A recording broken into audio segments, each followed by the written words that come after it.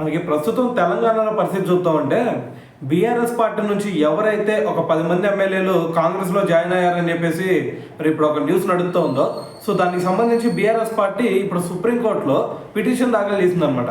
ఏమని, ఎవరైతే ఈ 10 మంది ఎమ్మెల్యేలు కాంగ్రెస్లో జాయిన్ అయ్యారో వాళ్ళందరి మీద కూడా అనర్హత వేటు వేయాలి అని చెప్పేసి మరి వీళ్ళు సుప్రీంకోర్టులో పిటిషన్ దాఖలు చేశారు. సో దానికి సంబంధించి ఇప్పుడు సుప్రీంకోర్టు ఏం ఆర్డర్ ఇచ్చింది అంటే, మరి స్పీకర్ గారికి ఖచ్చితంగా ఈ 10 మంది ఎమ్మెల్యేలు ఎవరైతే వెళ్ళారో వీళ్ళందరి మీద కూడా మరి మీరు దీని గురించి ఒక డెసిషన్ తీసుకోవాలి అని చెప్పేసి, అది కూడా రాబోయే 3 నెలల్లోనే దీని గురించి ఒక వివరణ ఇవ్వాలి అని చెప్పేసి సుప్రీంకోర్టు ఆదేశాలు జారీ చేసింది.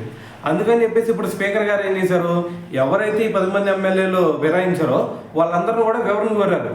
ఏంది మీరు నిజంగా అటు వైపు వెళ్ళారా లేదా అని చెప్పేసి.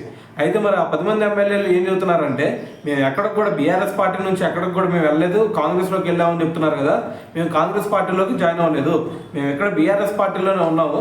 కాకపోతే మేము సీఎం గారిని కలవడానికి రీజన్ ఏంటి అంటే, మరి మా నియోజకవర్గానికి సంబంధించి అభివృద్ధి పనులు ఉన్నాయి కాబట్టి, సో దానికి సంబంధించి మాట్లాడడానికి మేము అక్కడికి వెళ్ళాము. కానీ మరి బీఆర్ఎస్ పార్టీని వదిలేసి కాంగ్రెస్లోకి అయితే మేము జాయిన్ అవ్వలేదు అని చెప్పేసి వాళ్ళు చెప్తా ఉన్నారు. సో మరి వీళ్ళు ఈ విధంగా చెప్పారయ్యా మాకు అని చెప్పేసి స్పీకర్ గారేమో మరి బీఆర్ఎస్ పార్టీకి తెలియజేశారనమాట. సో మరి ఇప్పుడు దీని గురించి బీఆర్ఎస్ పార్టీ కూడా మరి దీని గురించి స్పందించే ఛాన్స్ అయితే కనిపిస్తూ ఉంది.